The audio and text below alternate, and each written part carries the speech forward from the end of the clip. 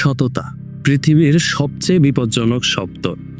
ইতিহাস সাক্ষী, যখনই কেউ সমাজের চোখে চোখ রেখে সত্য কথাটি বলতে চেয়েছে, তাকেই সরিয়ে দেওয়া হয়েছে। সক্রেটিসকে বিষপান করতে হয়েছে।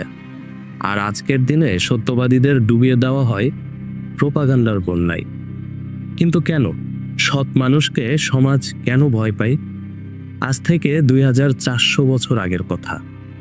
গ্রিসের এথেন্সে এক বৃদ্ধকে মৃত্যুদণ্ড দেওয়া হলো। তার অপরাধ?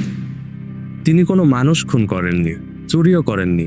তার অপরাধ ছিল তিনি তরুণদের প্রশ্ন করতে শিখিয়েছিলেন। শাসকরা চেয়েছিল অন্ধ আনুগত্য, আর সক্রেটিস চেয়েছিলেন যুক্তি। তিনি বলেছিলেন, an unexamined life is not worth living, অর্থাৎ যে জীবন নিজেকে জানে না সে জীবন বাঁচার যোগ্য নয়। তিনি ছিলেন সেই গ্যাডফ্লাই বা মাছি, যে এথেন্সের মতো অলস ঘোড়াকে হুল ফুটিয়ে জাগিয়ে রাখতে চেয়েছিলেন। আর এই জাগরণটাই ছিল শাসকদের ভয়ের কারণ। ইতিহাস কি ফিরে আসে না? অবশ্যই আসে। 24 জুলাই বাংলাদেশের রাজপথ যখন রক্তে রঞ্জিত হলো, তখন সেই লড়াইয়ের অগ্রভাগে কারা ছিল? এই দেশের তরুণেরা। তারা সক্রেটিসের মতোই প্রশ্ন করেছিল, বৈষম্য কেন থাকবে? তারা প্রশ্ন করেছিল অন্যায্য ক্ষমতার বিরুদ্ধে। তারা বুক পেতে দিয়েছিল, কিন্তু পালায়নি।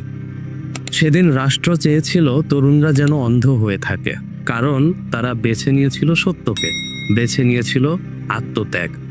কারণ আপোষ করে বাঁচার চেয়ে মেরুদণ্ড সোজা করে মরা অনেক সম্মানের।